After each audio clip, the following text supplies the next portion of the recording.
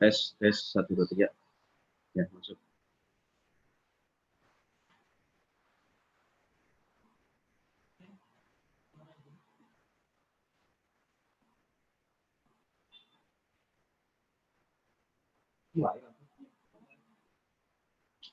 Buang.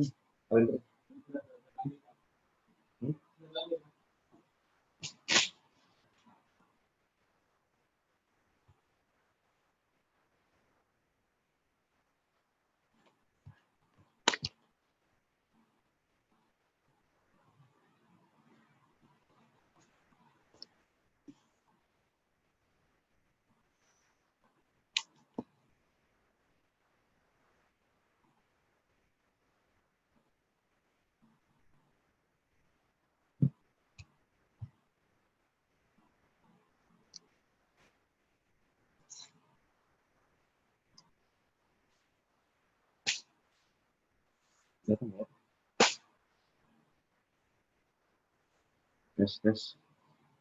Cobaan.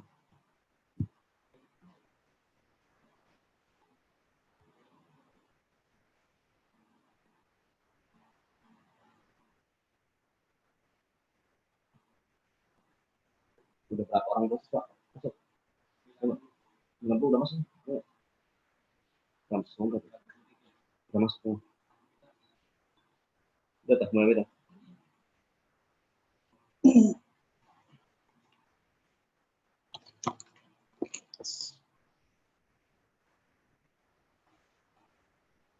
Oke, minta perhatian sebentar ya.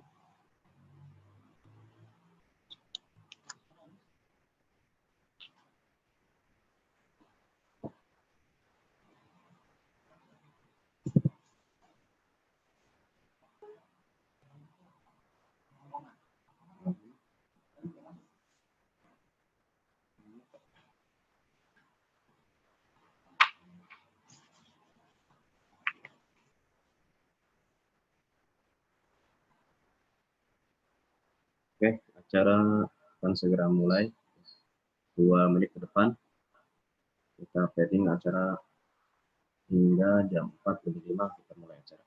Sambil menunggu yang lain belum masuk.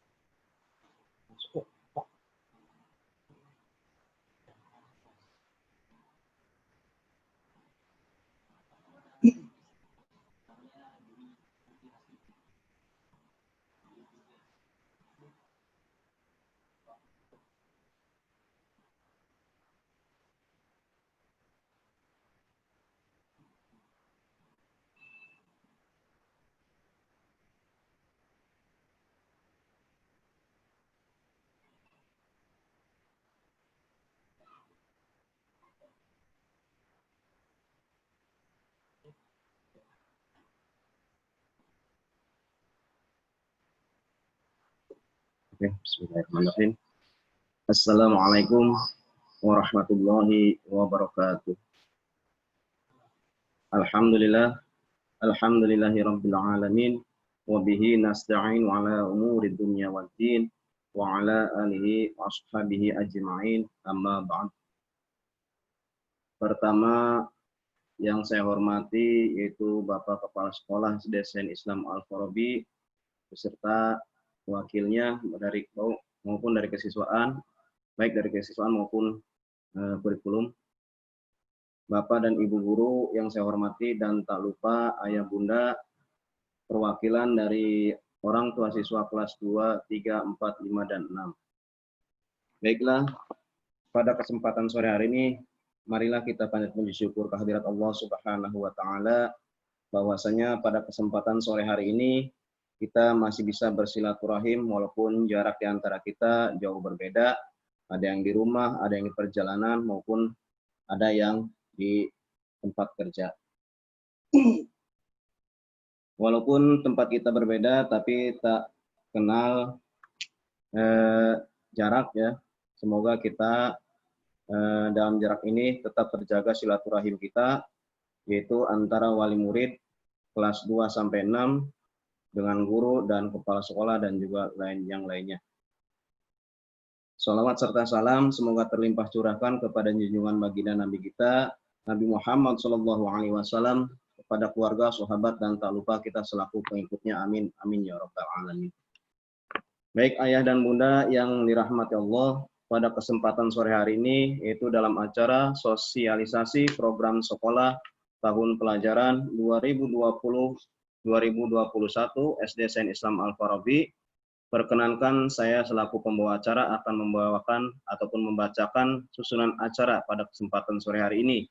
Yang pertama adalah pembukaan, yang kedua pembacaan ayat suci Al-Quran, yang ketiga menyanyikan lagu Indonesia Raya, keempat sambutan kepala sekolah, kelima pemaparan status pandemi COVID-19 dan pembukaan sekolah, keenam tanya jawab, ketujuh paparan program pembelajaran, kedelapan paparan program kesiswaan, 9 respon atas pertanyaan, dan yang terakhir adalah penutup.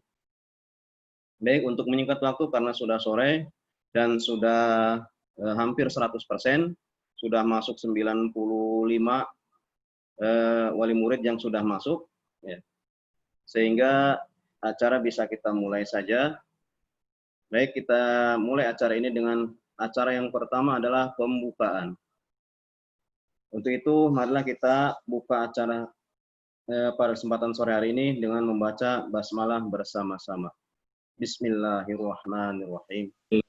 Terima kasih ayah bunda dan dewan guru yang saya hormati, dan yang terhormat Dr. Iman yang sudah masuk. Ya.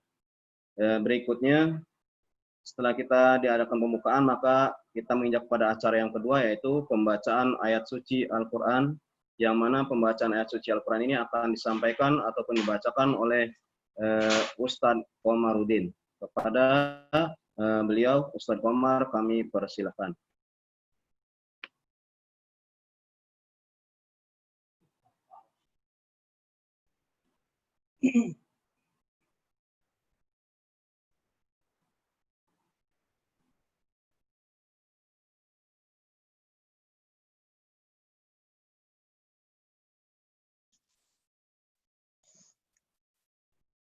Assalamualaikum warahmatullahi wabarakatuh.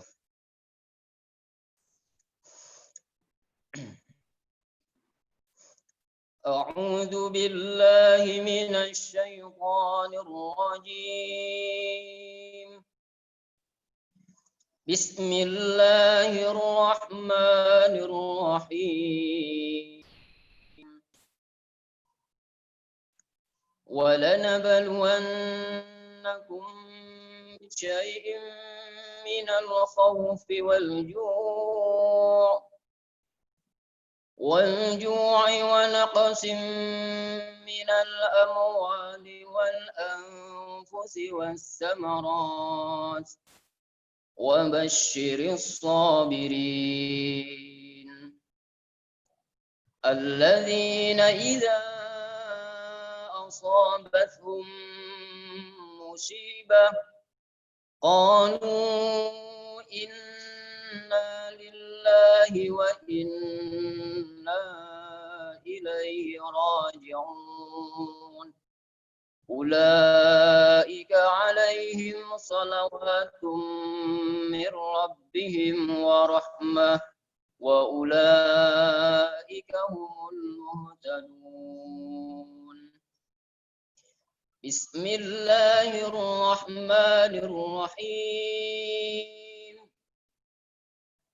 ما أصاب من مصيبة إلا بإذن الله ومن يؤمن بالله يهد قلبه والله بكل شيء عليم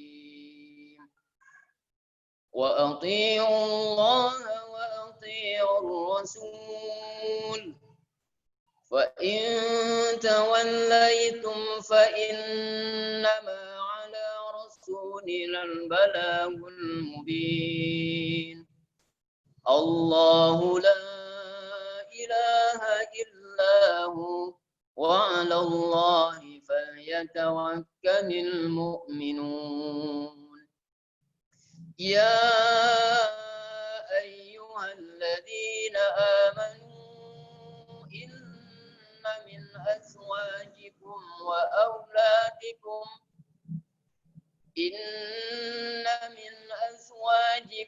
وأولادكم عدوا لكم فاهذروهم وإن تعفوا وتصفحوا وتغفروا فإن الله غفور رحيم إنما أموالكم وأولادكم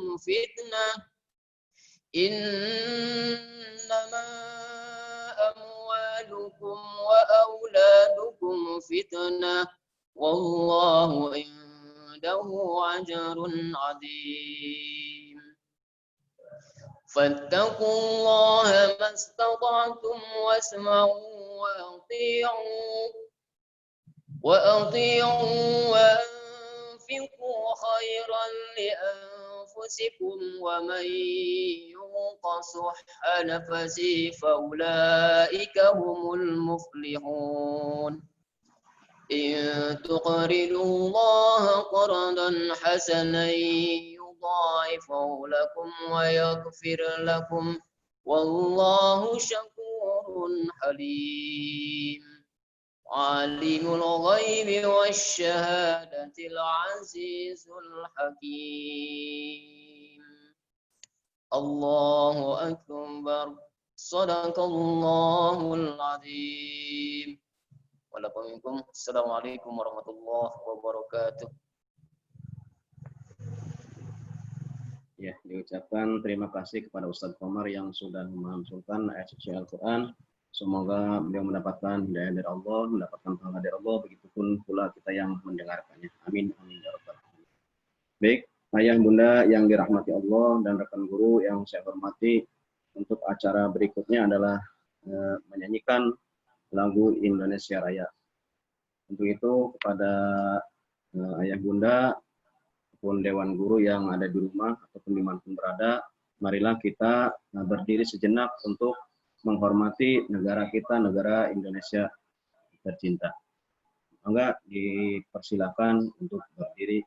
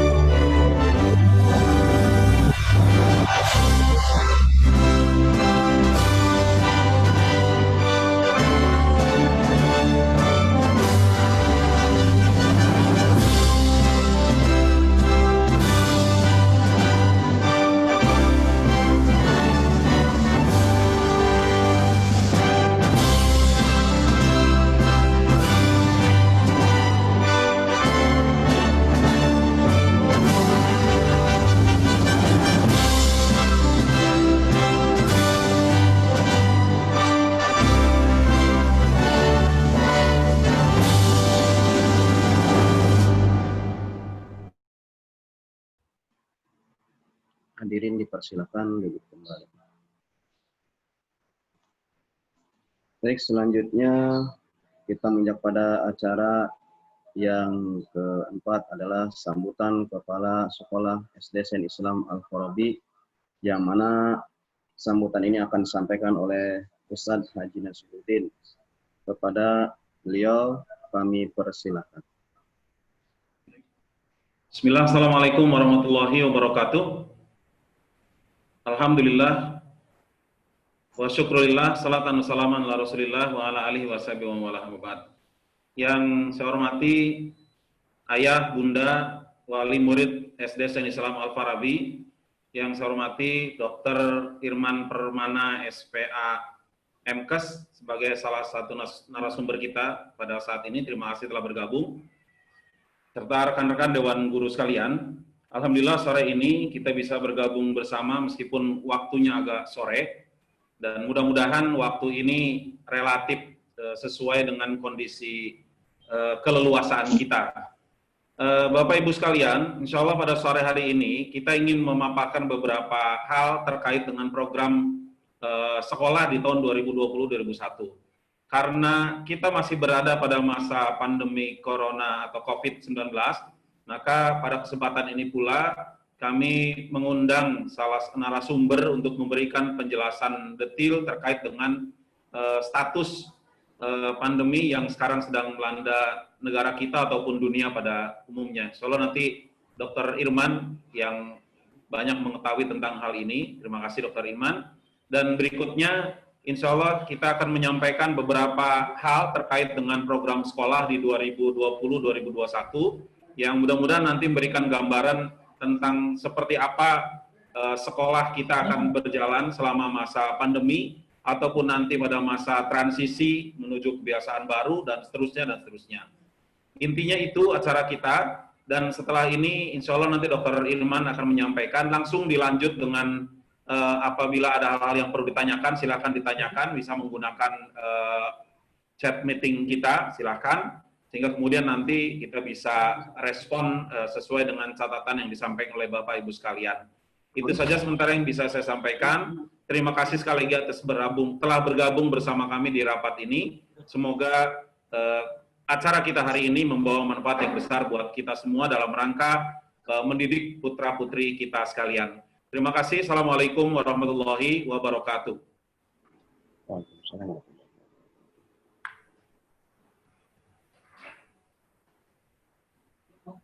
Ya, diucapkan terima kasih kepada Ustadz Haji Nasiruddin yang telah memaparkan program sekolah ke depan tahun pelajaran 2020. Berikutnya adalah acara yang kita nanti-nanti ataupun acara inti, yaitu pemaparan status pandemi COVID-19 dan pembukaan sekolah yang akan disampaikan oleh Dr. Haji Muhammad Irman Permana, SPA MKes. Beliau adalah Wakil Ketua Ikatan Dokter Anak Indonesia Wilayah 3 Cirebon. Untuk itu kami mohon untuk meminta waktunya kepada Dr. Iman untuk memaparkan status pandemi COVID-19 pada kesempatan sore hari ini. Kepada beliau kami dipersilakan.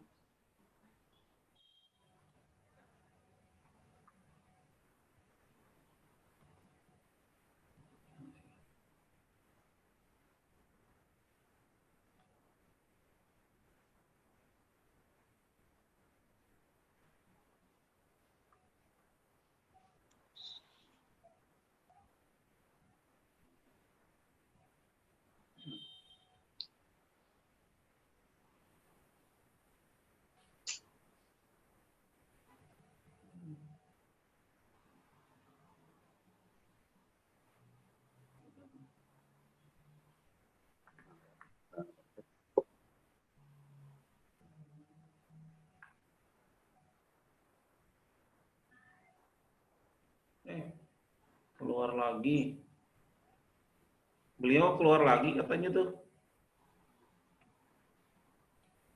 Coba dicek lagi.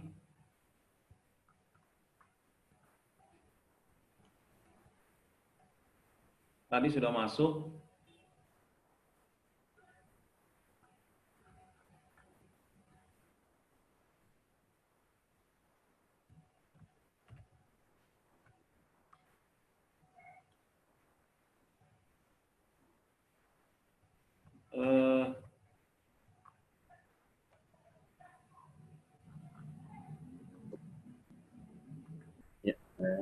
masuk Kayaknya tapi belum. kayaknya keluar lagi. Siap ya.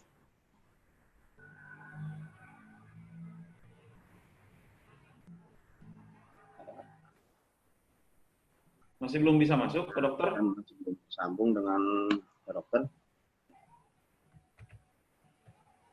Bisa kan? Ada. Ya. Sambil nunggu Pak Dokter, kita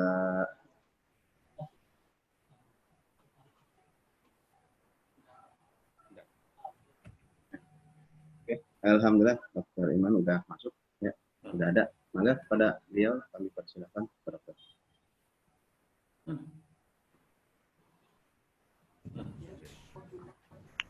Assalamualaikum. Suara saya bisa masuk? Sudah dok, agak Ya. lebih Mangga dekat lagi kayaknya dikit. dipersilakan Pak Dokter untuk menyampaikan pemaparan status pandemi COVID-19 dan pembukaan sekolah. Iya. Suaranya cukup terdengar.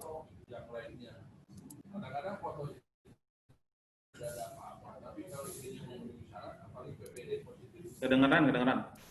Ya, Assalamualaikum warahmatullahi wabarakatuh. Ya, Mohon bisa diizinkan untuk share screen.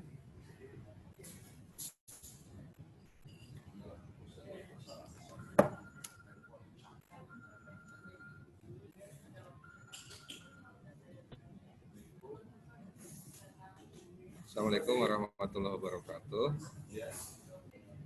Alhamdulillahirabbil alamin. Wa bihi nasta'inu ala umuri dunya waddin. Asyhadu an la ilaha illallah, asyhadu anna Muhammadan abduhu wa rasuluh. Allahumma shalli wa sallim wa barik ala sayyidina Muhammad wa ala alihi wasallam. Bapak Ibu, pada hari ini izinkan saya menguraikan beberapa poin yang terkait dengan pembukaan sekolah dan adaptasi kebiasaan baru ya. Bisa terlihat jelas, Pak Moderator? Ya. Terlihat jelas? Kelihatan. Ya, oke. Saya gimana, Pak Nasir? Kepotong Suaranya sedikit kayaknya sebelah kiri ya. Tapi kebaca dok, kebaca. Baca ya.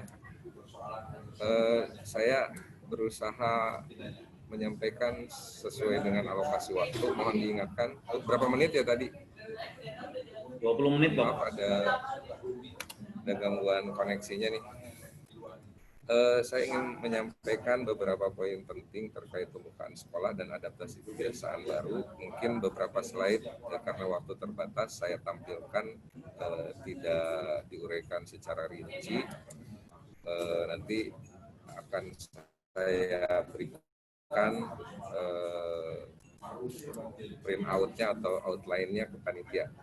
Ini sebagai bahan pertimbangan dan dari pihak sekolah maupun informasi untuk orang tua sebagai pendahuluan saat ini sampai terakhir beberapa hari yang lalu ya, beberapa pekan yang lalu kasus makin meningkat.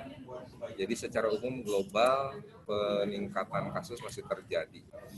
Ini adalah beberapa poin yang bisa kita potret bahwa Jawa Barat masih di urutan keempat ya. Jadi pada intinya informasi-informasi sampai terakhirnya dibubarkan Satgas dan berganti ketua Satgas menjadi perbaikan ekonomi ya dengan Pak Erick Thohir, kita memang belum terjadi penurunan kasus. Jawa Barat saat ini masih posisi ke-6 posisi kelima ya, posisi kelima seluruh Indonesia, dan Indonesia menjadi nomor 1 total kematian. Pada intinya dari pendahuluan ini saya ingin sampaikan bahwa Indonesia belum sampai pada posisi aman, sehingga perlu kewaspadaan yang sangat ketat untuk kita di publik ya. Ini adalah kasus COVID secara umum, tidak sebanyak kasus dewasa dan sebagian besar anak mendapatnya dari keluarga. Dan data awal di Indonesia angkanya lebih tinggi dibandingkan rata-rata dunia, dan di beberapa negara pembukaan sekolah menjadi salah satu lokus timbulnya kasus baru. Masih jelas, Pak Nasir, suaranya? Masih. Oke. Ada suara bocor nggak ya? Ini sedang ada acara lain soalnya.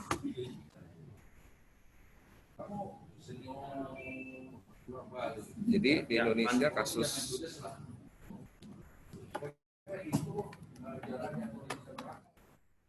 pindah dulu sebentar.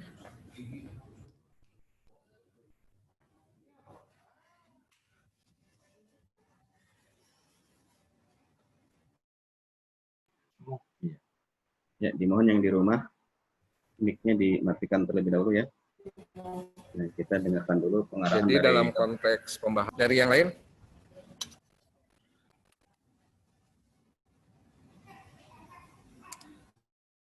Suaranya masih stabil nggak nih? Ini suaranya putus-putus di sayanya. Udah stabil dah. Udah cukup jelas. Oke. Jadi kejadian COVID ini masih tinggi di Asia Pasifik dan Indonesia menjadi salah satu negara yang terus menanjak dan belum menurun ya secara umum. Diprediksikan awal pandemi Indonesia itu berakhir di awal Agustus, tapi melihat situasi saat ini mungkin beberapa ahli epidemiologi bisa memanjang sampai Desember baru melandai. Wallahu alam, mudah-mudahan kita berdoa melandainya ini lebih cepat. Sekarang ada 3 provinsi yang dalam pengawasan terus, Jawa Timur, ya, Sulawesi Selatan dengan Kalimantan Timur. Dan kondisi ini memang jadi kondisi yang tidak terlalu menggembirakan bagi kita. Ini ada coretan masuk, kenapa ya ini ya?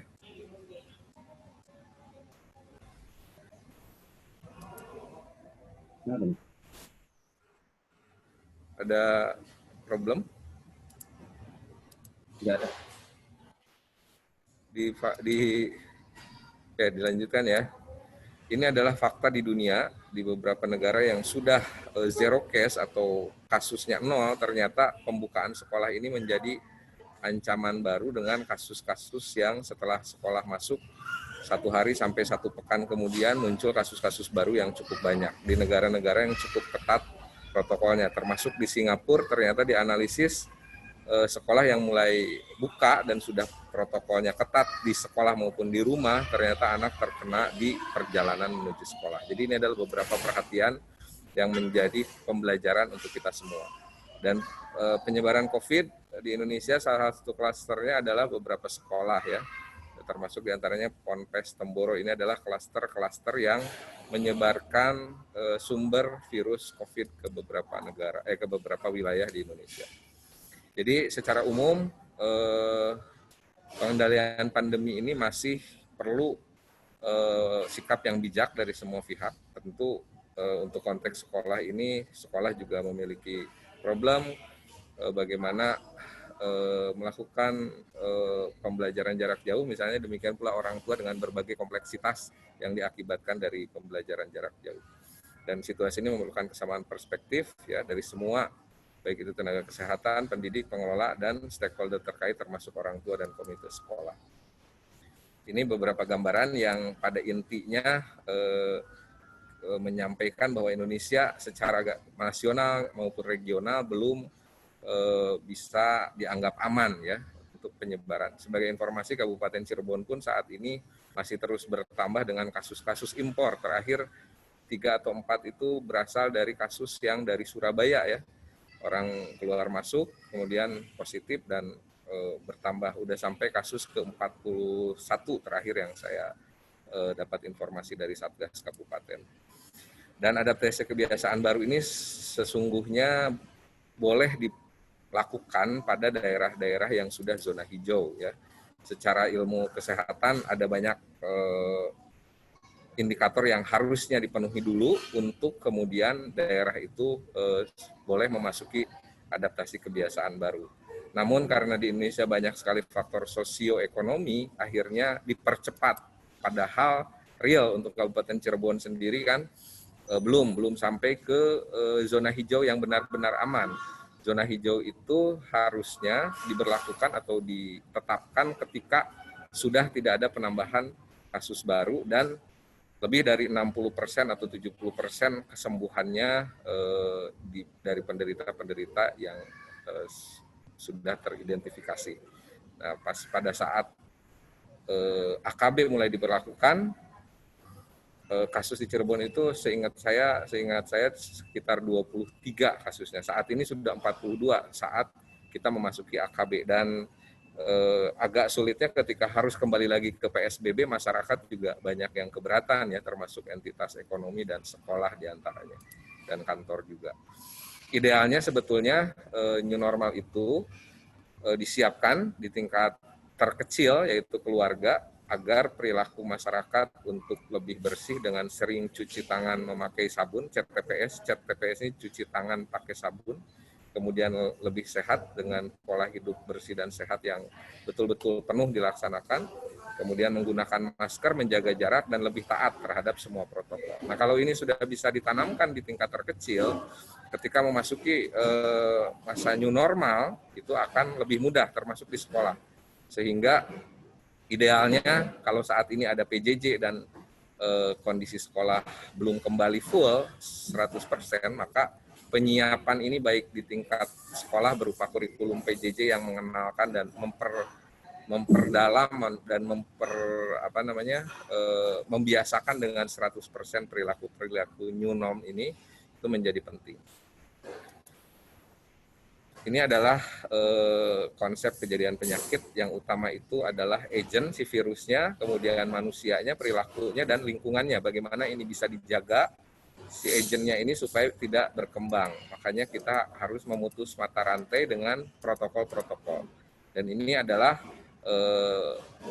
idealnya kalau kita bisa memperlakukan protokol yang baik di tingkat masyarakat, maka akan lebih cepat landainya, tidak akan puncaknya juga tidak akan sangat banyak kematian ataupun kesakitan kalau kita bisa melakukan protokol kesehatan di tingkat terkecil, yaitu keluarga, yang nanti akan bersiap kembali anak-anaknya ke sekolah ya.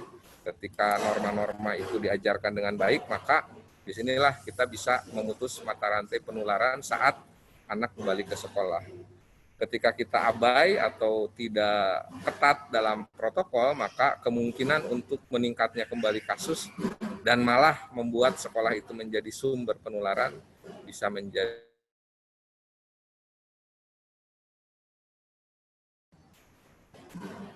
Ini adalah beberapa data. Nah, ini arah gerak, harusnya ini bisa sinergis. Nanti kita bahas di diskusi barangkali ya.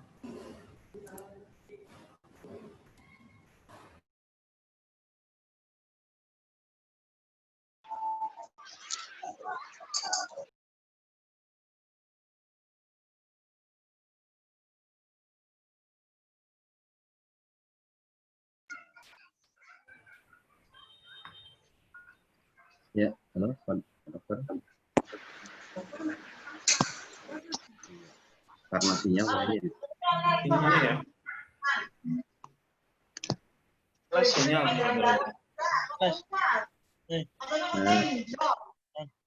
Perhatian untuk yang ada di rumah ya, mohon dimatikan mikrofonnya biar ketika ada pemaparan lebih jelas didengar oleh kita. Ya, tekan nangis. Mangga, Dr. Irman, masuk lagi. Kita tadi tidur tadi, nanti ke tendang enggak. Nah, ini suara saya.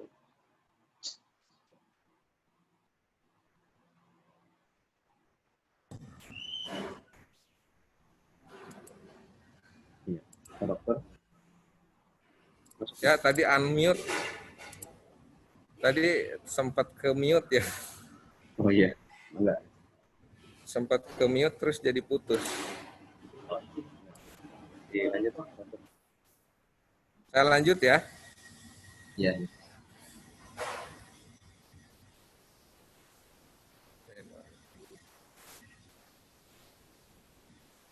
Jadi secara umum yang bisa saya sampaikan bahwa Ciayu Majakuning saat ini belum ada daerah yang benar-benar hijau.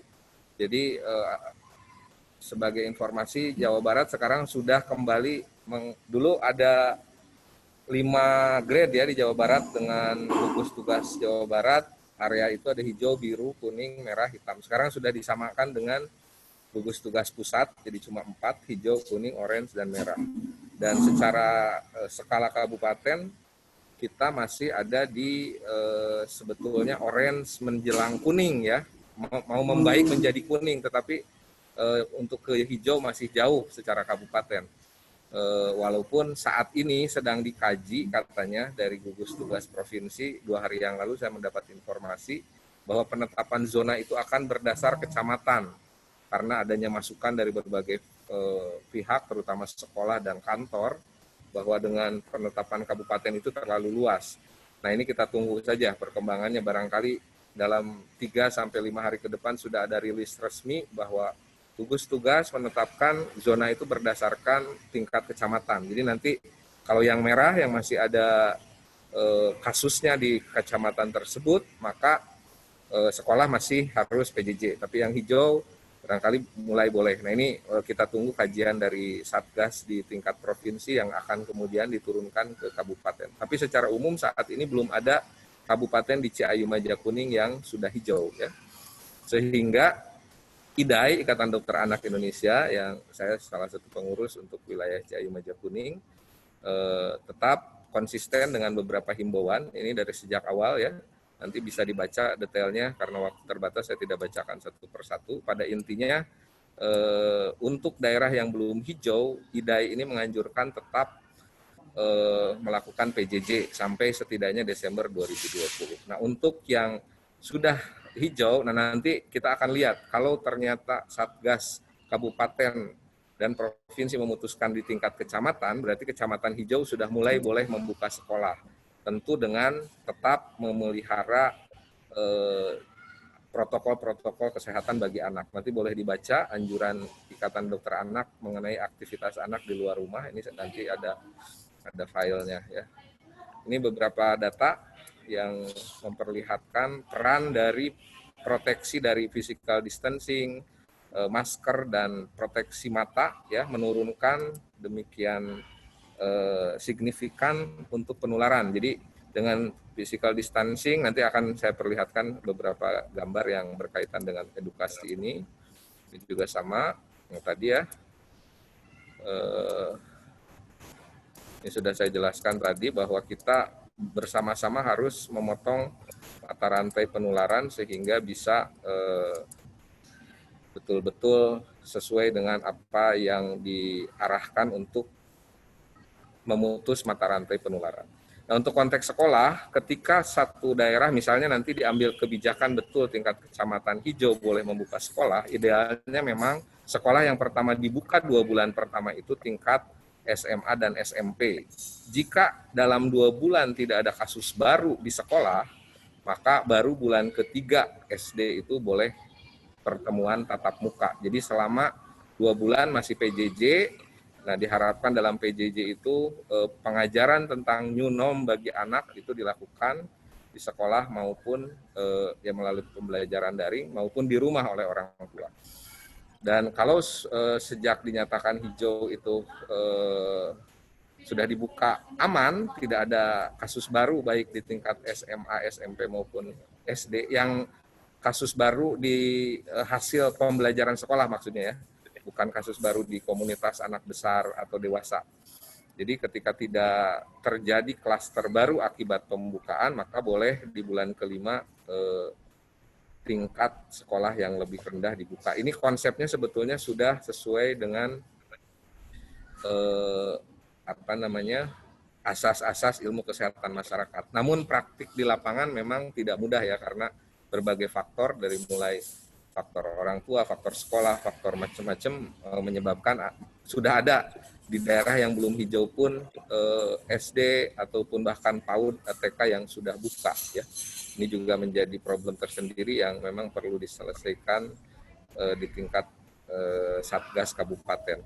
Idealnya 4 ini terpenuhi oleh semua sekolah yang mau membuka setelah zona hijau. Nah ini nanti akan diubah katanya kemungkinan menjadi tingkat kecamatan. Kita tunggu saja apakah betul atau tidak kajian informasi yang saya dapat begitu. Mungkin juga tetap konsisten dengan SKB 4 Menteri ini, mungkin juga kemudian tingkatnya diubah, jadi zonanya itu berdasarkan kecamatan. Nanti kemudian tetap berkoordinasi dengan Satgas dan pemerintah daerah, kemudian kepala sekolah, komite sekolah juga sudah memenuhi standar yang diinginkan oleh ini setempat, kemudian orang tua setuju. Ini idealnya ada sebelum sekolah masuk, kebijakan betul-betul mitigasi risiko disiapkan oleh sekolah dan dipahami oleh semua entitas sekolah dari mulai staf, guru, dan siswa. Pahami pengkajian risikonya dengan kebijakan yang termasuk screening kesehatan saat anak sakit, flu, batuk, demam, tidak boleh masuk dengan ketat. Jadi perlu ada mitigasi risiko yang cukup ketat untuk mencegah timbulnya klaster baru dari sekolah. Untuk pesantren pun sama demikian. Ini daycare saya tidak bahas ya. Aktivitas-aktivitas lain sebetulnya sesuai zonasinya ini sudah ada standarnya yang bisa berperan untuk menurunkan transmisi penularan di masyarakat. Nah ini menurut penelitian sebelum era COVID, kepatuhan masyarakat Indonesia untuk cuci tangan saja sebagai salah satu perilaku penting di new norm, ya, norma-norma baru, hanya 50%. Ini terutama di daerah perkotaan yang masih cukup baik, tapi ketika di pedesaan mungkin angkanya lebih rendah dari ini. Artinya new norm itu seperti sederhana, cuci tangan, pakai masker, tapi real di masyarakat kita belum bisa menjadi kebiasaan yang bisa dipraktekkan secara konsisten. Itu catatan yang patut kita ketahui bersama ya. Ini data nasional dari riset kesehatan dasar. Ini adalah konsep new normal ya, konsepnya peraturan baru, gaya hidup baru, kebiasaan baru untuk masyarakat sehat, bugar dan produktif, sehingga menghasilkan aktivitas yang tetap produktif tetapi memperhatikan protokol-protokol yang ketat. Ini adalah protokol yang penting, jaga jarak, cuci tangan, menggunakan masker. Nanti saya perlihatkan juga beberapa poin penting. Ini adalah beberapa slide yang penting untuk kita ketahui bersama sebagai poin penting yang harus ditanamkan ke siswa-siswa sekolah sebelum dia masuk ke sekolah di masa AKB itu ya. Nih, pakai masker, jaga jarak, cuci tangan, siapkan desinfektan, diam di rumah. Maksudnya diam di rumah ini kalau tidak perlu betul untuk berada di luar rumah, tetap ada di rumah ya. Kalau untuk konteks yang berasrama, tidak keluar masuk komplek asrama pesantren. Nah, pemakaian masker ini sangat melindungi diri, melindungi orang lain, mengurangi penularan, dan bagi anak usia tertentu barangkali perlu pembiasaan ya. Bagaimana cara memakai masker yang benar, melepas, dan buang di tempat yang benar, jangan sampai limbah dari masker yang dibuang itu juga menjadi masalah tersebut. Anu itu baru mulai. Nah, ini physical distancing yang betul, sebetulnya jaraknya itu yang paling optimal di 2 meter ya. Jadi kalau kita saat tidak memakai masker terjadi batuk ini 1,5 meter masih bisa beresiko menularkan. Kalau ternyata dropletnya mengandung virus,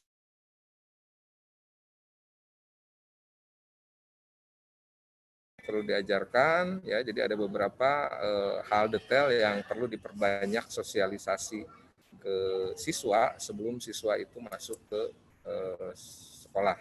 Ini contoh protokol kesehatan yang kaitan dengan olahraga. Kalau misalnya nanti ada olahraga kegiatan di AKB, maka beberapa jenis olahraga ada jarak-jarak tertentu yang perlu dipraktekkan. Ini untuk konteks asrama seperti ini ya, masa transisi, masa kebiasaan baru. Jadi ada dari peserta didik pun dipenuhi kalau dia kasih kaitan dengan kapasitas asrama maupun dalam kapasitas kelas ya. Ini salah satu catatan juga tentang pencegahan penularan pada orang sehat untuk anak-anak yang sudah mulai memiliki gadget. Nah ini penting juga saat di luar rumah membersihkan handphone. Ada beberapa petunjuk teknis pembersihan handphone yang benar. Ya contohnya ini ya, cuci tangan menggunakan sabun, ambil kain microfiber, dan beberapa langkah teknis lainnya. Jadi pada intinya ada banyak kebiasaan kecil yang pada saat era sebelum pandemi mungkin tidak biasa dilakukan oleh anak-anak kita, perlu kita tanamkan sebelum anak itu masuk sekolah. Jadi sebagai simpulan, pada saat ini fakta secara global maupun nasional pandemi ini belum mereda ya, dan diperkirakan masih akan berlangsung cukup panjang. Beberapa ahli malah menyebutkan bisa sampai 2024, betul-betul nol secara global itu. Nah, untuk Indonesia mudah-mudahan bisa lebih cepat. Jadi pengaruh pandemi ini juga kita rasakan terkait ke proses anak untuk proses pendidikan, dan dalam konteks itu Ikatan Dokter Anak Indonesia merekomendasikan aktivitas sekolah dilakukan secara PJJ sampai Desember 2020. Ini rekomendasi untuk keamanan ya, walaupun dalam teknisnya tentu nanti kebijakan pemerintah di nasional, provinsi maupun kabupaten bisa secara dinamis mempertimbangkan hal-hal lainnya.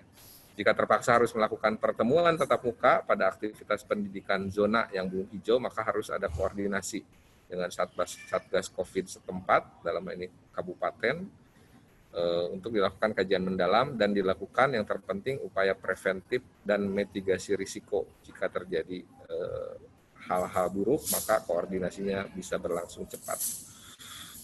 Idealnya selama masa pandemi COVID-19 ini mengikuti SK bersama 4 menteri, ya, pendidikan dengan tatap muka dapat dilakukan pada daerah zona hijau dan telah ditetapkan masuk kebiasaan baru. Siswa di daerah dalam masa transisi dianjurkan belajar di rumah.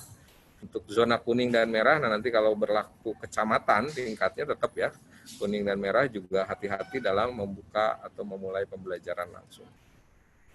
Demikian yang bisa saya sampaikan, mohon maaf kalau agak terburu-buru nih karena materinya tadi agak banyak. Mungkin nanti pada sesi diskusi bisa kita tambahkan yang kurang-kurang. Demikian, Allahumma muwaffiq ila aqwamit thoriq. Wassalamualaikum warahmatullahi wabarakatuh. Waalaikumsalam warahmatullahi wabarakatuh. Waalaikumsalam warahmatullahi wabarakatuh.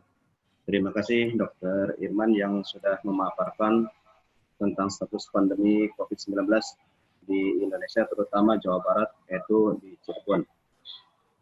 Pada kesempatan ini, Indonesia tetap ya, masih belum stabil. Ada yang merah, kuning, hijau, oranye ya. Termasuk di wilayah 3, Cirebon itu masih oranye tadi saya lihat. Sehingga pembelajaran masih diajarkan, yaitu harus dengan jarak jauh ya, ataupun PJJ, pembelajaran jarak jauh. Untuk itu, untuk lebih jelasnya nanti akan diadakan tanya jawab antara Ayah Bunda dengan Dr. Irman. Barangkali ada yang perlu disampaikan ya. Kami buka sesi tanya jawab. Mangga yang bertanya.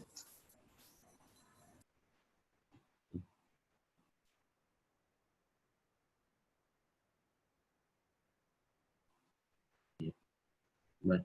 Untuk pertama kami buka 3 penanya dulu, nanti kami tampung dulu, baru kita bahas ataupun dijawab ya. Untuk yang ingin menanyakan boleh diketik dulu, saya ingin bertanya, itu aja.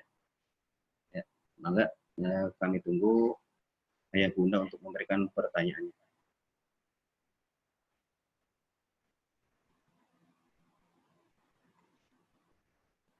Atau yang mau menanya angkat tangannya ya.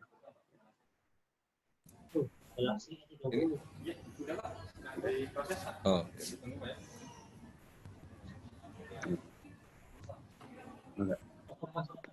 Pak, Assalamualaikum Silakan, warahmatullahi wabarakatuh.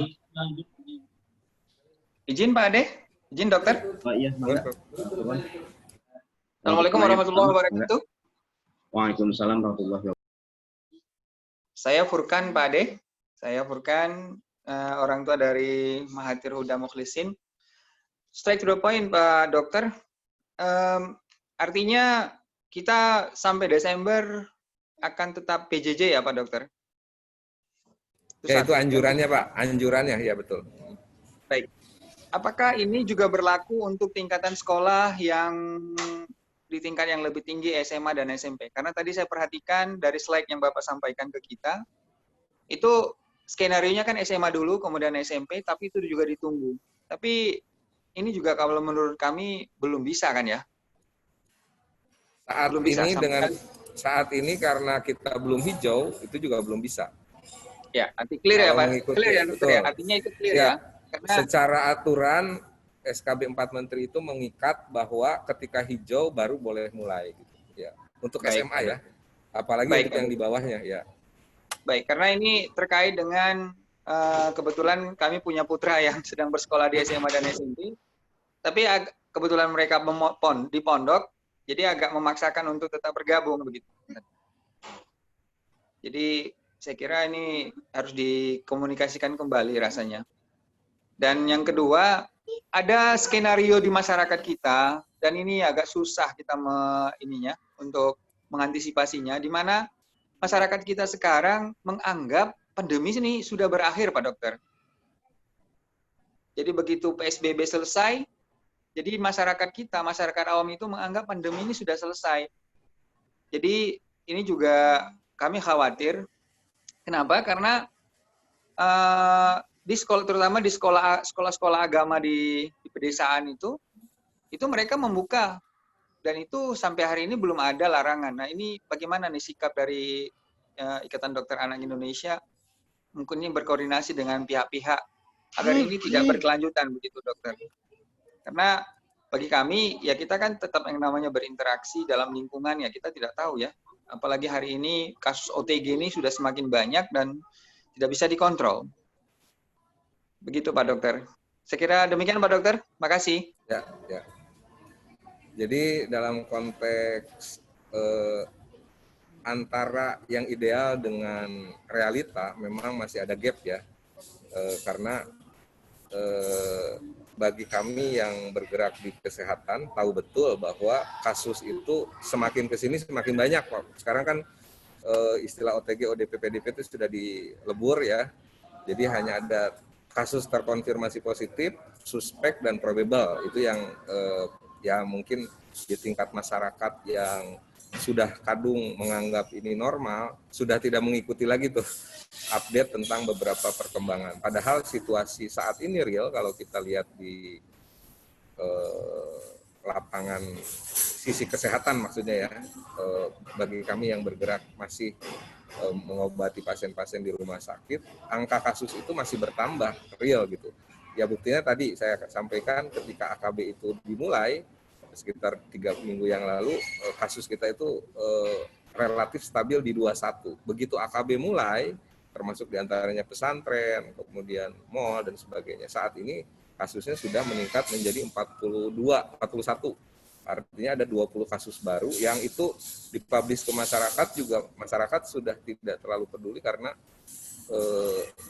menganggapnya dengan PSBB yang sudah dilonggarkan menjadi AKB, itu kasus sudah berakhir. Padahal ini justru tantangan kita untuk mengedukasi. Kami dari organisasi profesi mulai dari IDI, IDAI, itu sudah selalu tiap pekan mengupdate ya ke pihak terkait, tetapi tadi Pemda sendiri sepertinya banyak dilematis gitu ya. Contoh untuk pembukaan sekolah yang tadi Bapak bilang kaitan dengan pesantren, Kabupaten Cirebon ini, sekabupaten Cirebon itu sekitar 90.000 santri ya yang saya tahu, dari 900-an pesantren tradisional, dari yang pesantren yang santrinya hanya 40-50 sampai yang di atas 200 itu, bahkan mungkin ada yang mendekati 1000-an gitu per pesantren. Itu kebanyakan mereka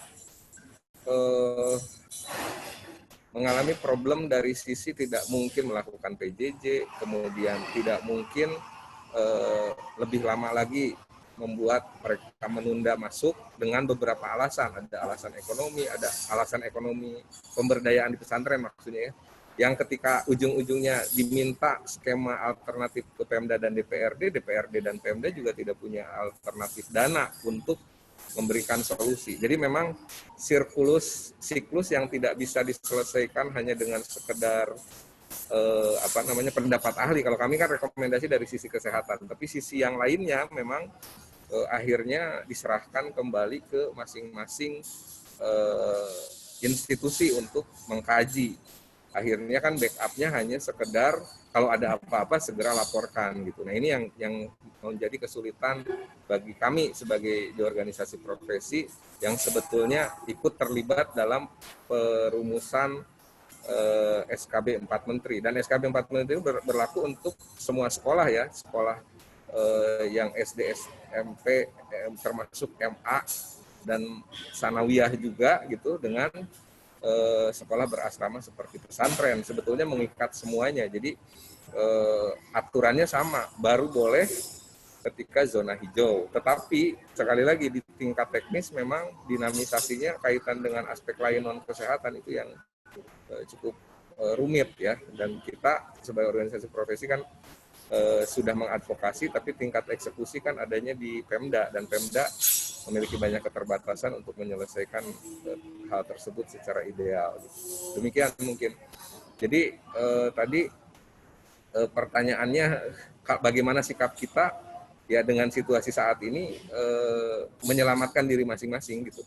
Dan dalam diskusi yang kebetulan saya ikuti dengan Kementerian Pendidikan dan Kebudayaan saat itu, saat orang tua belum itminan, belum tenang atau belum belum merasa aman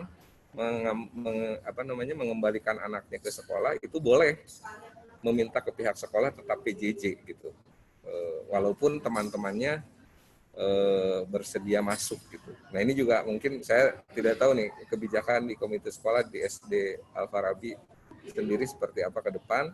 Ya kalau betul kemudian kajiannya zonasi itu dialihkan ke tingkat kecamatan, mungkin nanti dikaji kecamatan di tempat anak kita sekolah ini, kecamatannya Al-Farabi itu Sumber ya, maksudnya ya.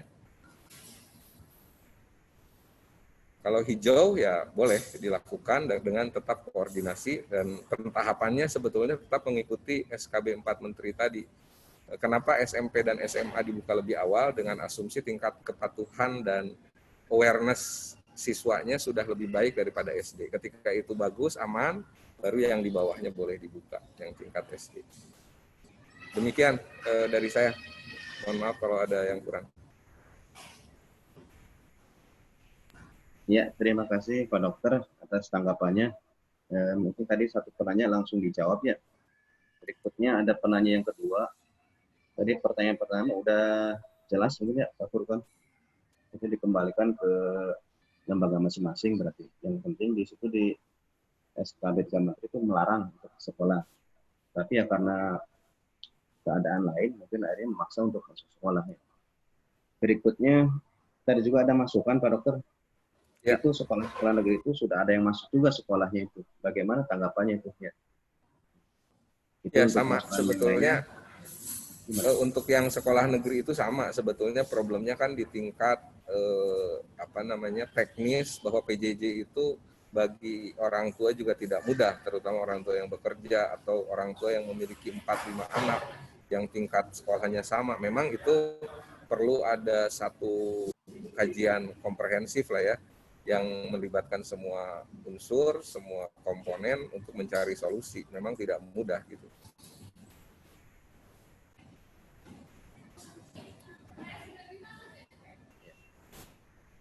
Ini ada pertanyaan dari chat ya.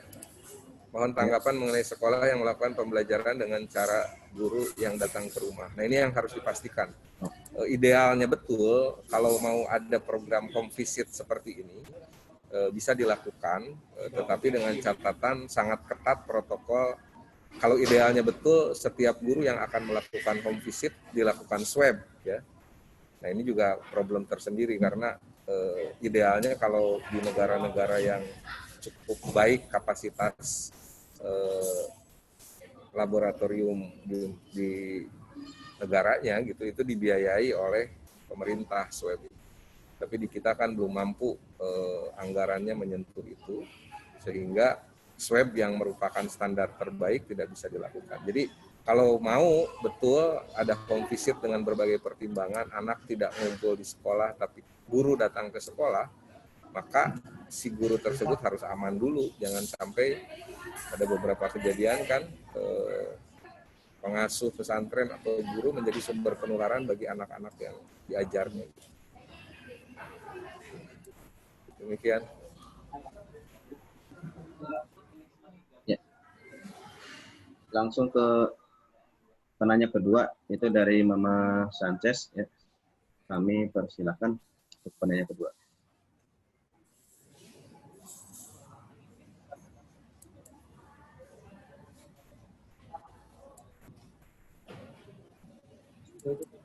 Mangga, Mama Sanchez.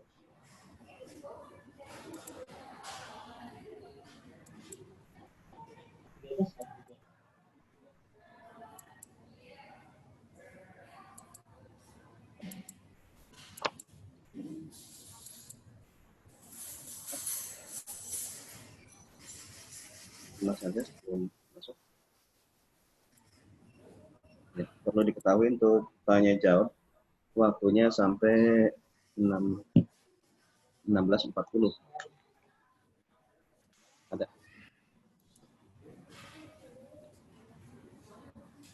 Jadi ada yang masuk apa?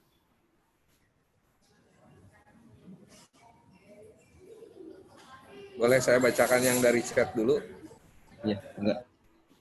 Ini mohon solusi agar anak tidak belajar dengan HP atau gadget ya.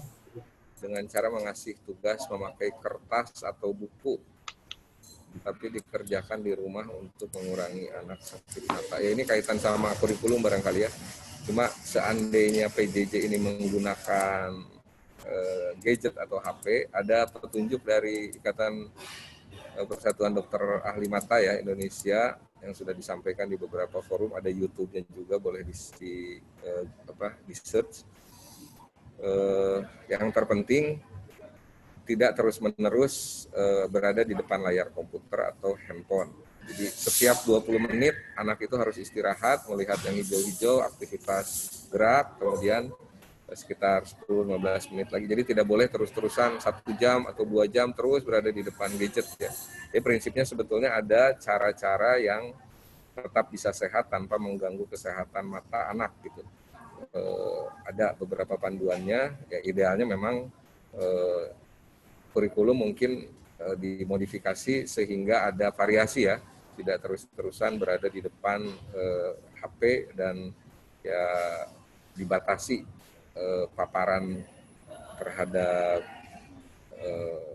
kontak langsung dengan gadgetnya ini tidak terus-menerus gitu, tapi ada variasi dengan aktivitas lain.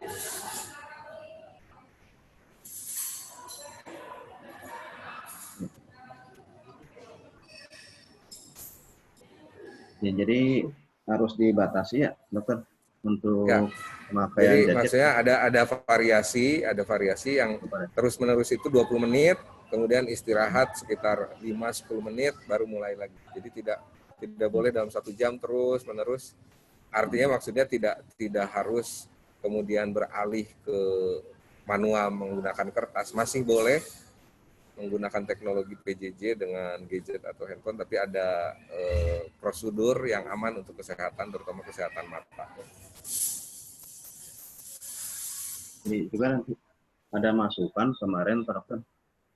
Memang kalau di sekolah Farab itu ya mungkin bisa lah untuk Android itu ya. Sehingga kemarin ada sebagian orang tua yang karena tugas paginya sehingga penyampaian itu kebanyakan pagi.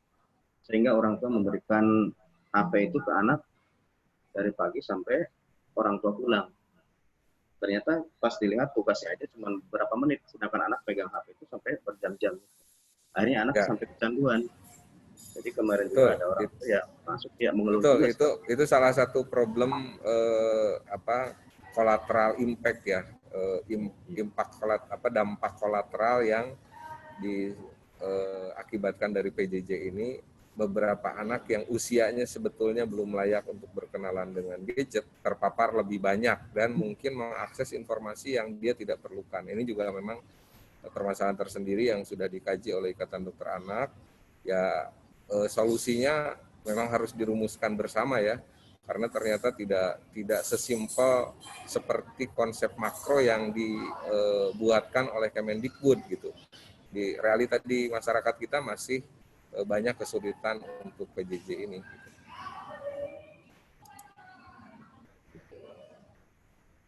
Berikutnya tadi ada chat lagi. Ada. Udah. Oh ada. Penanya yang kedua ada, Mas Sanchez ada.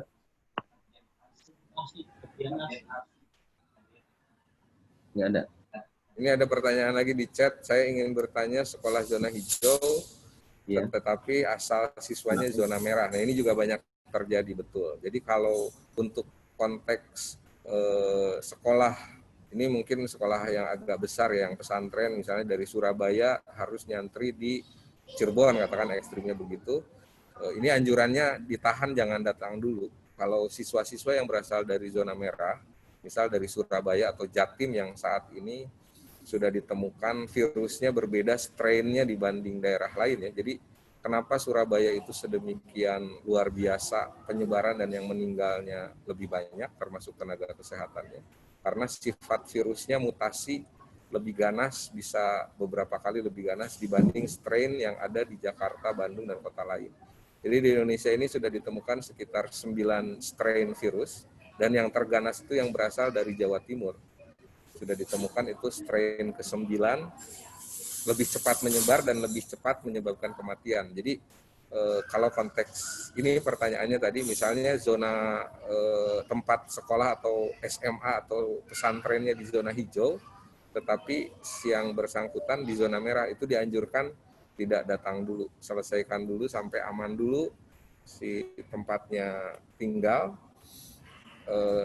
kemudian tidak timbul gejala, baru boleh diperkenankan masuk ke sekolah. Itu nyambung juga dengan chat yang berikutnya, Prof. Itu Ya. virus bisa lewat udara enggak katanya?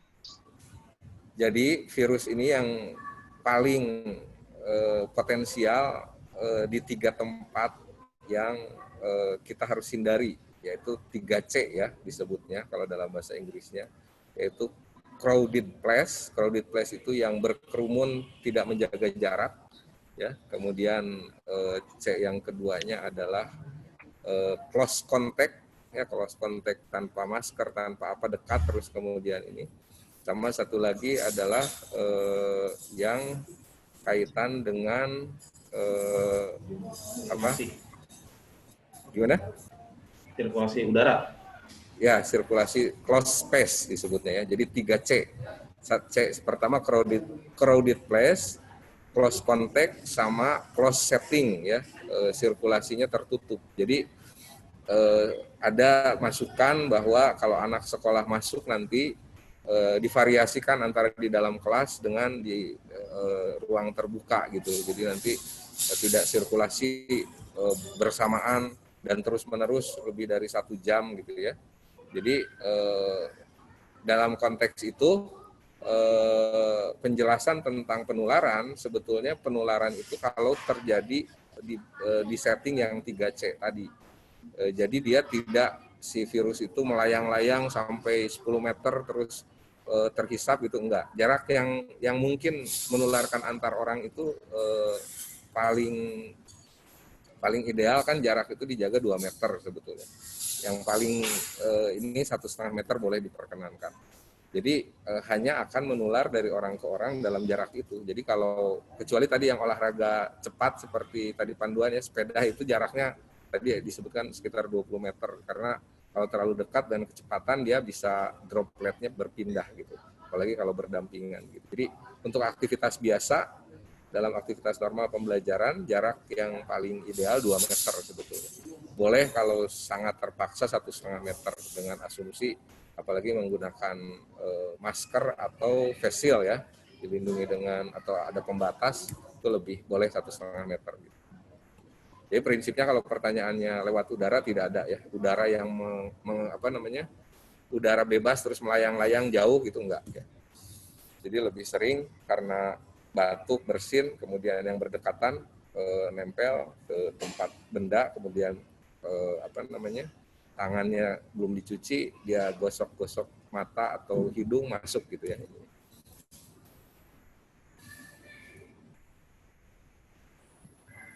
Jadi 3 langkah tadi, 3 setting tadi harus dihindari kalau dalam konteks pergaulan sehari-hari ya. selama virus atau kasus COVID-nya belum sampai pada zero case, belum 0 kasus di satu tempat. Jadi tetap kita harus waspada dengan protokol-protokol penting.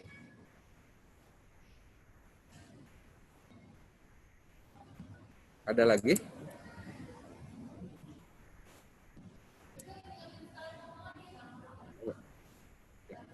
Ini waktunya sudah melebihi, Pak Dokter.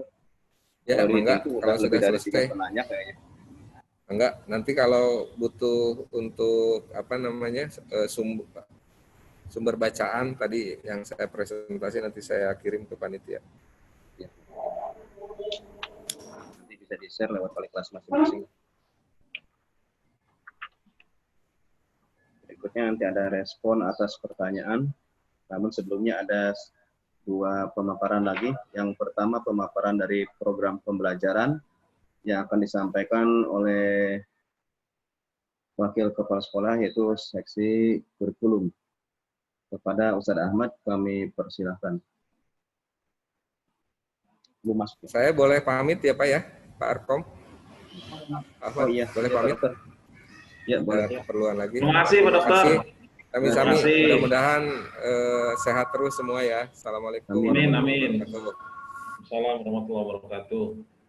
Waalaikumsalam warahmatullahi wabarakatuh. Ya, terima kasih Pak Dokter. Berikutnya kita lanjut ke pemaparan program pembelajaran.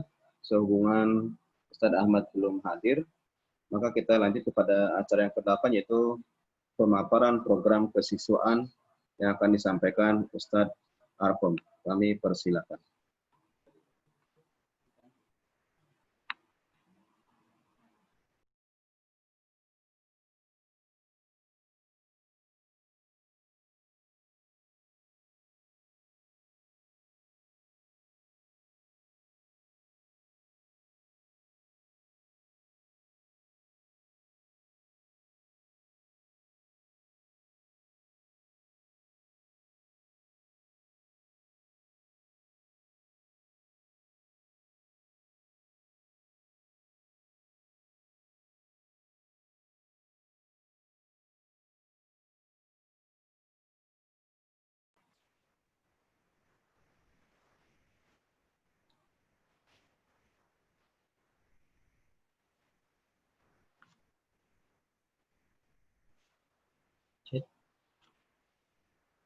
Baik, terima kasih kepada pembawa acara Ustadz Dodi Sudianto untuk pemberian waktu dan kesempatan bagi saya selaku kesiswaan.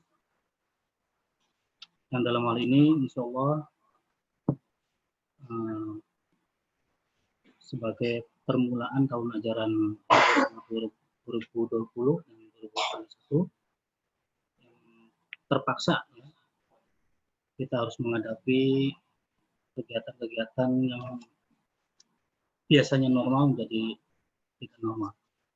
Ada beberapa kegiatan kesiswaan yang terdiri dari yang pertama program harian, ada juga program pekanan, ada bulanan, semesteran, dan terakhir ada program tahunan.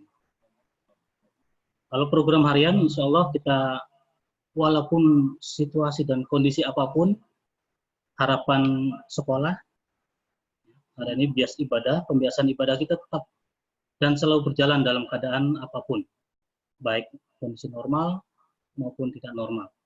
Dalam hal ini, program harian ini adalah bias ibadah, kebiasaan kita ibadah, seperti sholat 5 waktu, sholat duha, tahsin, tahfidz, dan semua terkait dengan ibadah amaliyah kita mudah-mudahan tetap terjaga walaupun kondisi sekarang kita tidak normal.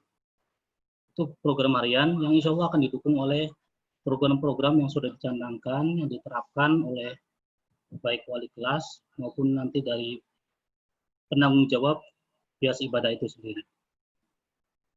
Adapun yang selanjutnya, yang kedua, yaitu program pekanan. Program pekanan di mana ketika kita dalam kondisi normal, yaitu kita selalu melaksanakan kegiatan upacara bendera setiap hari Senin, namun dengan kondisi seperti sekarang, kita mungkin tidak bisa untuk melaksanakan kegiatan itu. Namun ada kegiatan lain yang sifatnya rutin, yaitu program ekstrakurikuler. Di kita, SD Sains Islam Al-Farabi ada 2 macam ekstrakurikuler. Yang pertama yang berbentuk wajib, dan yang kedua pilihan. Yang wajib ada 3 macam. Yang pertama ada pramuka, terus PPI, Bina Pribadi Islami, dan yang ketiga calistung kuratif. Bagi yang kuratif itu sifatnya wajib untuk mengikuti. Adapun ekskul atau jenis ekskul yang kedua yaitu ekskul pilihan yang biasa kita selenggarakan pada setiap pekan, setiap Sabtu. Ada angklung, ada hadroh, futsal, tahfidz, English Club, dan lain sebagainya. Namun dengan melihat kondisi seperti ini, ada beberapa ekskul yang insya Allah tetap jalan, dan ada yang kita off-kan untuk sementara waktu. Yang tetap berjalan seperti apa? Untuk ekskul yang tetap berjalan, yaitu yang berbentuk non menggunakan alat atau tidak menggunakan alat, seperti calistung, ada tahfidz, pramuka, insya Allah itu semua akan tetap jalan, walaupun dengan cara virtual. Insya Allah nanti ada pendamping atau pengampu ekskul masing-masing untuk memberikan materi apapun, ya, dengan cara apapun, bentuk video atau apapun, insya Allah kita tetap jalan, dan mudah-mudahan siswa-siswi Al-Farabi bisa mengikuti ekskul tersebut, insya Allah. Dan selanjutnya untuk semesteran, yang pasti kegiatan semesteran ini adalah kalau rutin, yaitu seperti renang dan apa, itu kita close dulu, tidak ada, karena sangat rentan untuk penularan COVID-19. Dan tahunan ini program tahunan seperti acara-acara PHBN dan PHBI, outbound, dan bersama itu kita sedang diskusikan kembali terkait dengan waktunya. Kalaupun dan mudah-mudahan pandemi ini sampai Desember selesai, mudah-mudahan semester kedua kita bisa melaksanakan semua kegiatan kesiswaan yang bersifat tahunan.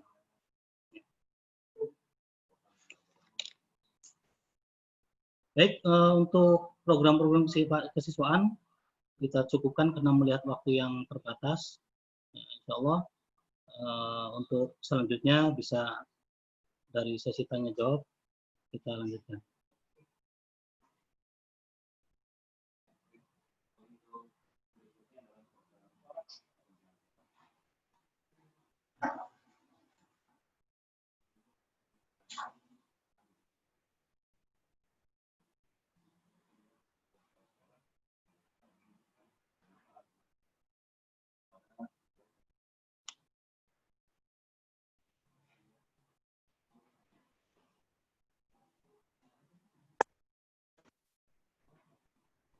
Halo.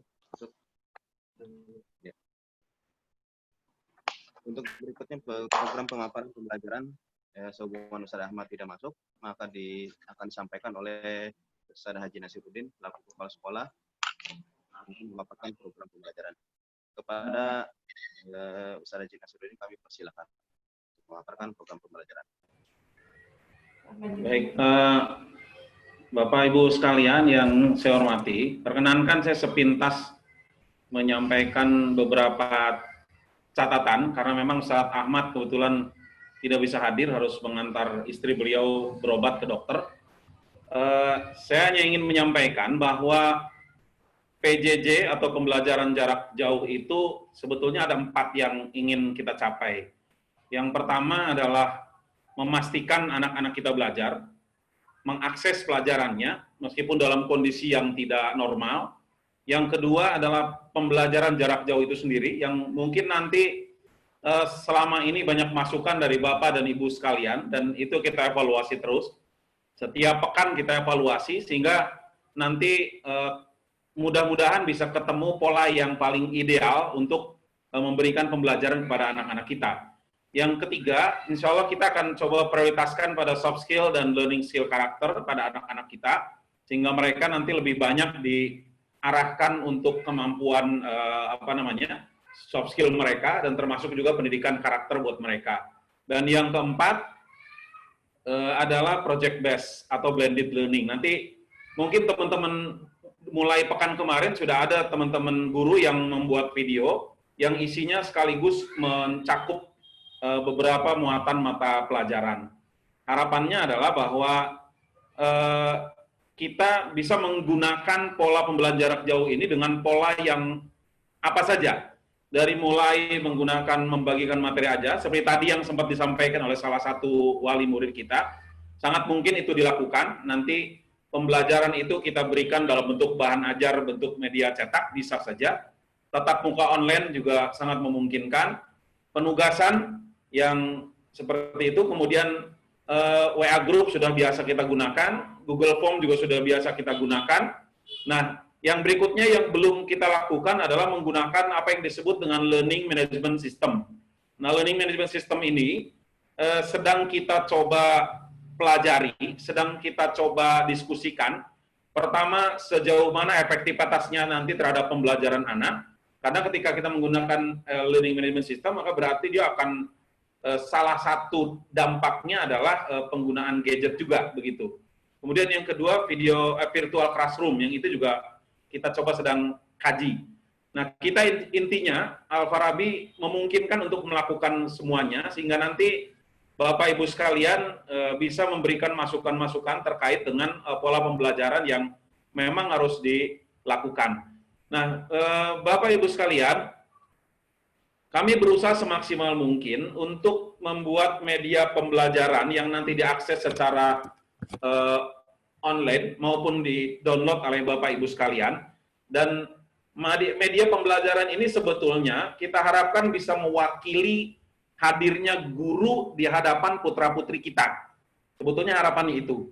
Kalau sebelumnya mungkin anak-anak kita hanya menerima informasi terkait pembelajaran melalui WA Group, melalui catatan-catatan teks, melalui perintah-perintah tekstual. Nah, kita berharap sekarang ada interaksi antara guru dengan murid melalui media pembelajaran dalam bentuk video pembelajaran.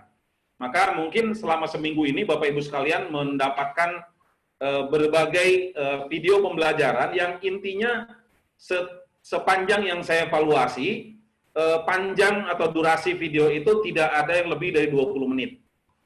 Paling panjang itu kalau nggak salah hanya 16 menit saja. Dan 16 menit itu mencakup seluruh 4 muatan mata pelajaran yang harus diajarkan kepada anak-anak. Selebihnya, anak-anak sebetulnya bisa melakukan tugas-tugas mereka sesuai dengan arahan di video pembelajaran itu melalui media cetak, melalui kertas, dan lain-lain. Nah, sehingga memang ini butuh butuh kesepahaman antara kami sekolah dengan Bapak Ibu sekalian, di mana anak-anak itu nanti diinformasikan kepada kepada wali kelas mereka kapan saja mereka memiliki akses ke gadget atau ke gawai mereka. Jadi guru nanti akan membuat sebuah pembelajaran, jadwal pembelajaran terhadap anak-anak itu bisa disesuaikan dengan waktu akses mereka terhadap gadget mereka. Jadi mohon Bapak Ibu sekalian memberikan informasi ke wali kelas. Misalnya anak saya hanya ketemu gadget sore sampai malam, atau ketemu gadget jam berapa sampai jam berapa. Itu yang pertama. Jadi ya mudah-mudahan komunikasi terus bisa berlangsung sehingga kemudian nanti akan semakin ketemu polanya. Kedua, Bapak Ibu sekalian, kami berusaha untuk ketika pembelajaran ini banyak menggunakan pola daring atau online, maka sekolah sebagaimana juga arahan dari pemerintah akan memberikan subsidi dalam hal ini untuk pembelian kuota data internet, yang makanya pada beberapa waktu yang lalu kami minta kepada Bapak Ibu sekalian untuk mengisi formulir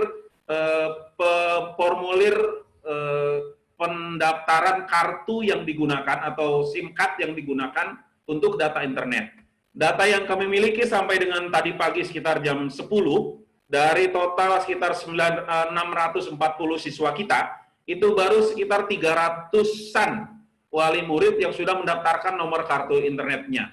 Lalu kami berharap sampai dengan besok hari Minggu, seluruh data kartu internet itu sudah bisa kita ambil, sehingga kemudian nanti segera pekan depan kita eksekusi, dan di awal Agustus maka kuota data internet itu bisa kita berikan kepada Bapak Ibu sekalian. Sekali lagi, ini adalah subsidi dari sekolah sebagaimana arahan pemerintah yang kita ambil dari dana bantuan operasional sekolah yang didapatkan oleh masing-masing siswa.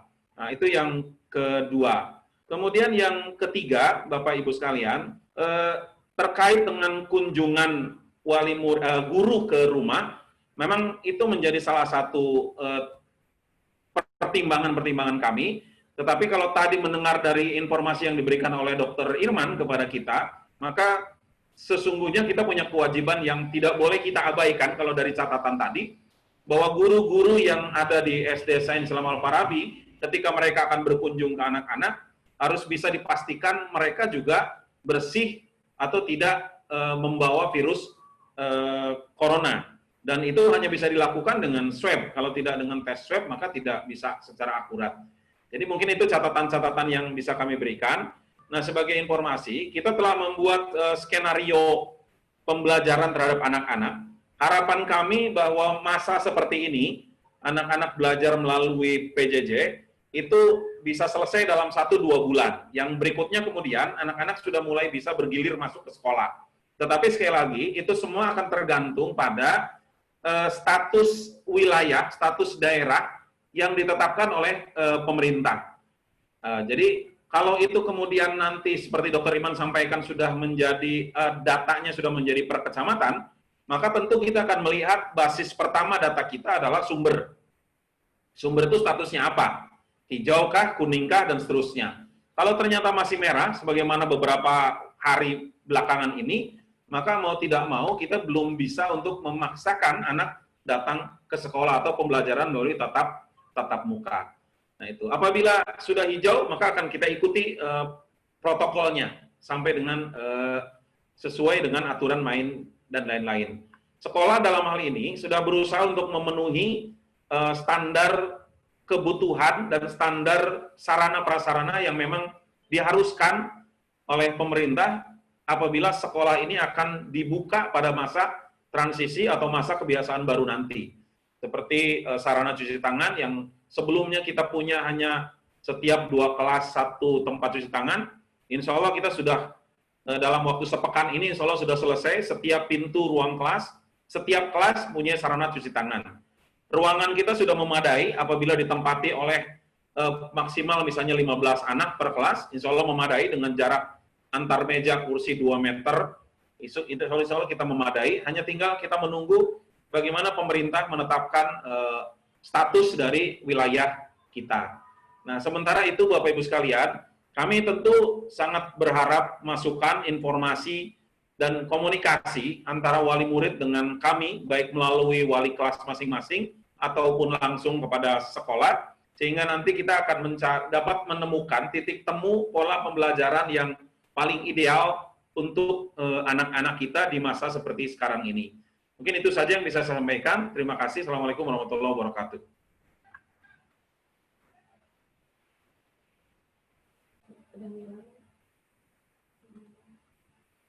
Ya, terima kasih Ustaz Nasir yang sudah memaparkan agenda pembelajaran ke depan Al-Farabi. Berikutnya adalah acara yang ke-9, respon atas pertanyaan dari pemaparan program pembelajaran dan program kesiswaan. Barangkali ada yang ditanyakan bisa lewat chat saja, karena sehubungan waktu sudah tidak memungkinkan, karena sudah jam 17.30, waktu sudah habis ya. Maka silakan di chat saja, barangkali ada pertanyaan nanti akan kami respon dan kami coba mengkomunikasikan di lain waktu nantinya.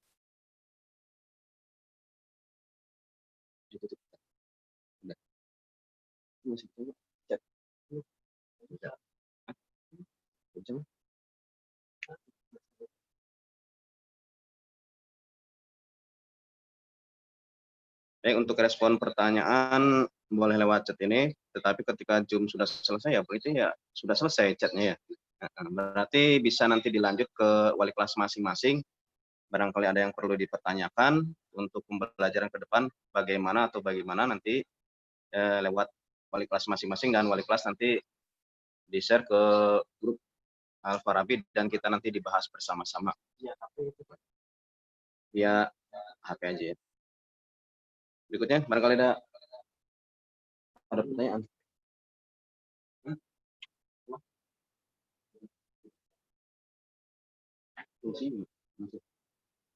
Ya, di sini ada satu chat yang baru masuk, yaitu bagaimana solusinya agar anak tidak belajar via HP katanya.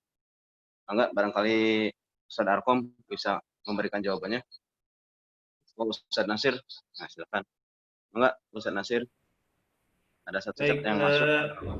Sebetulnya yang kami lakukan di awal tahun pelajaran ini adalah respon dari keluhan-keluhan yang disampaikan oleh wali murid ketika putra-putri mereka belajar dengan pola BJJ seperti 3 bulan ke belakang, di mana anak-anak mendapatkan tugas dari gurunya untuk mempelajari ini, mempelajari itu, kemudian membaca ini dan itu, kemudian mengerjakan tugas di sini dan di situ.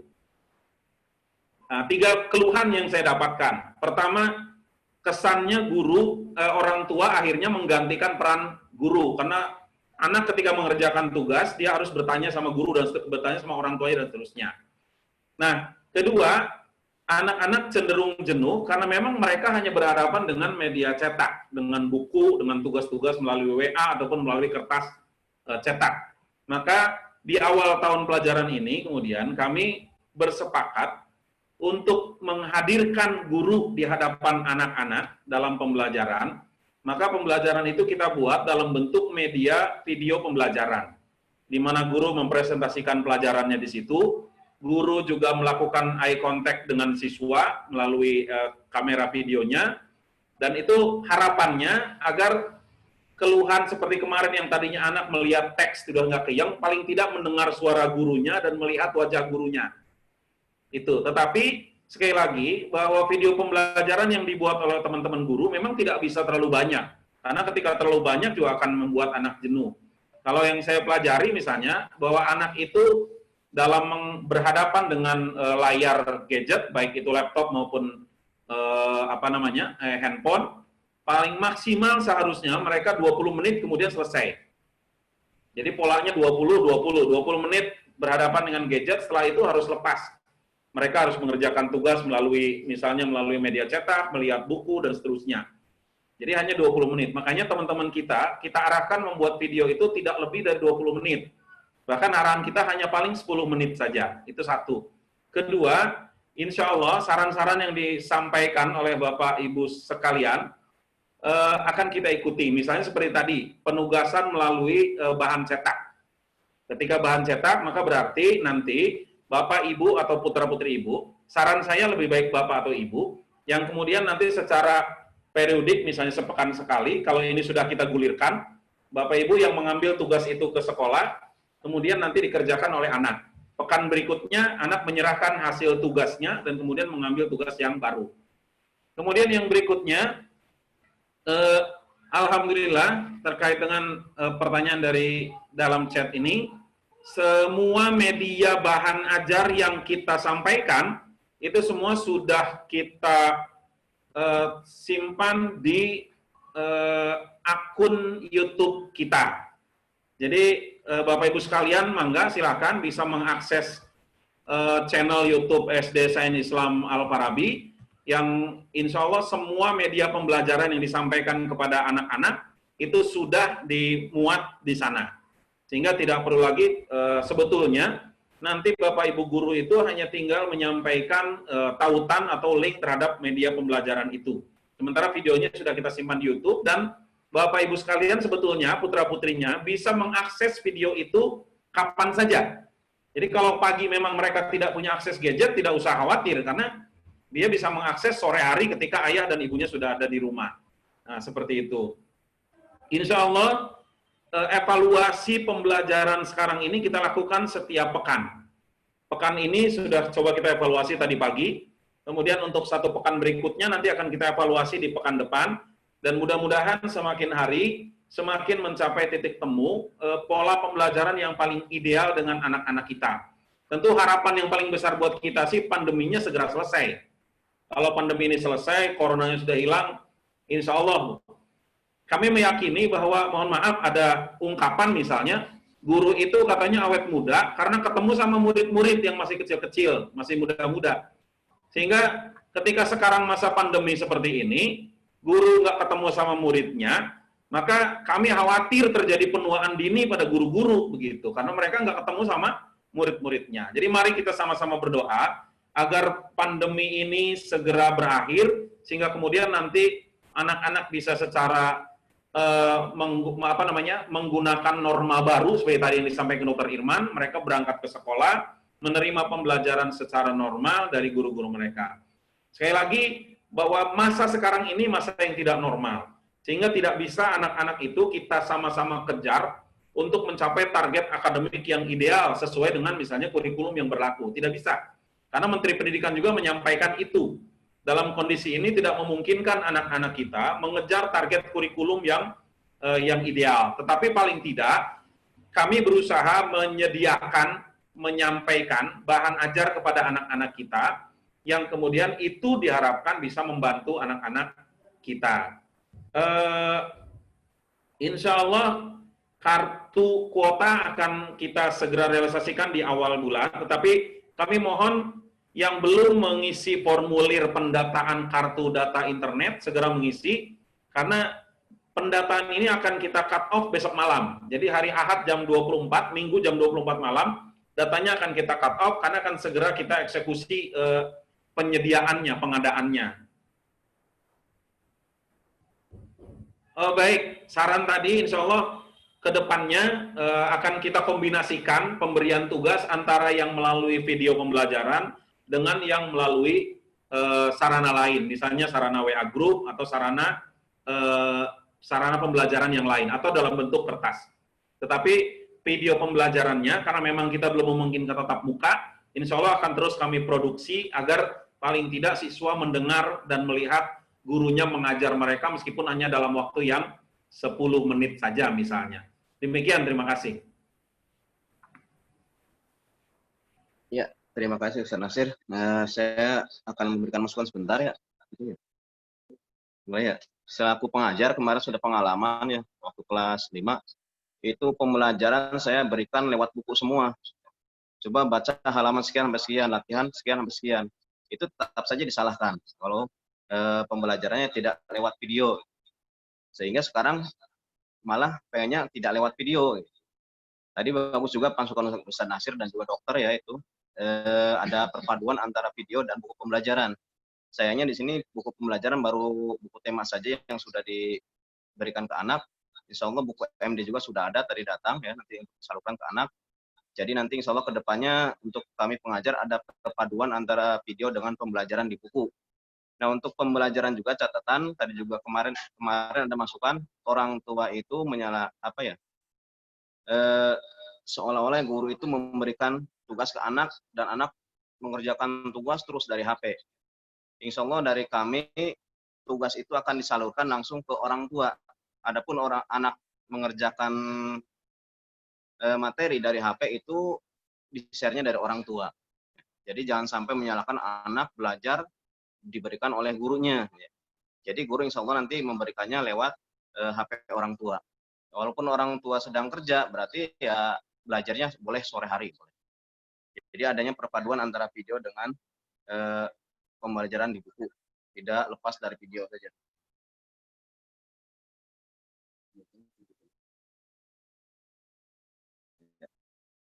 Berikutnya insya Allah untuk YouTube juga, pertanyaan yang kedua, emang kami alami, termasuk saya sendiri kemarin YouTube-nya itu masih acak-acakan dan juga masih channelnya masing-masing ya. Insya Allah tadi sudah digembar-gemborkan oleh Ustaz Nasir, untuk kedepannya nanti channelnya menjadi satu, yaitu di SDSI Al-Farabi ya channelnya. Emang sudah ya, tapi tetap aja ada guru yang belum memakai channel masing-masing, termasuk saya. Berikutnya ada chat lagi pembelajaran matematika gimana ya? Karena untuk matematika itu biasanya kudu jelas untuk pembelajaran. atau penjelasannya. Kalau melalui Zoom, apakah efektif untuk pembelajaran penjelasan matematika? Baik, sekiranya perlu Zoom ya silakan, boleh ya. Enggak, Ustaz Nasir ditanggapi.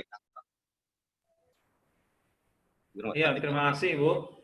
Sekali lagi insya Allah kami akan selalu mengevaluasi. Evaluasi itu kita lakukan pekanan, dan tentu evaluasi kita juga akan bergantung pada feedback atau umpan balik dari Bapak dan Ibu sekalian. Ketika ada masukan seperti sekarang ini, misalnya terkait pembelajaran matematik, maka insya Allah teman-teman guru semuanya yang terkait dengan pembelajaran matematika akan berusaha untuk mencari media yang paling lebih efektif untuk penyampaian pembelajaran efektif itu, pembelajaran menggunakan media. Boleh, pertama kalau misalnya menggunakan video kurang jelas, maka insya Allah teman-teman juga kita harapkan bisa secara tatap muka virtual, misalnya menggunakan Zoom meeting atau menggunakan Google Meet untuk lingkup yang lebih kecil kelas misalnya. Itu kita berikan keleluasan kepada teman-teman guru. Yang penting adalah ada komunikasi yang intens antara wali kelas dengan muridnya dan dengan Bapak Ibu sekalian sebagai wali murid, sehingga nanti sekolah akan mendapatkan informasi yang lebih cepat dan dapat merespon juga secara cepat kebutuhan-kebutuhan yang memang harus dipenuhi oleh sekolah, termasuk misalnya penggunaan media online dan seterusnya. Nah, mudah-mudahan seperti itu. Terima kasih, kami masih menunggu informasi-informasi masukan dari Bapak Ibu sekalian. Ya, terima kasih. Untuk berikutnya, barangkali ada pertanyaan boleh lewat wali kelas masing-masing ya, karena waktu sudah tidak memungkinkan, sudah jam 17.40 waktu untuk sholat maghrib. Mungkin dari kami dicukupkan sekian dulu, dan lain waktu kita sambung kembali. Ya, jangan lupa untuk pembelajaran di YouTube SDSI Al-Farabi di like dan subscribe katanya. Iya. Ya, terima kasih dari kami selaku pembawa acara. Mohon maaf yang sebesar-besarnya bila mana ada yang kurang berkenan, dan kami dari rekan panitia, guru dan juga yang lainnya mohon maaf yang sebesar-besarnya. Bila topik walidayah. Wassalamualaikum warahmatullahi wabarakatuh. Udah dah. Malah gambaran.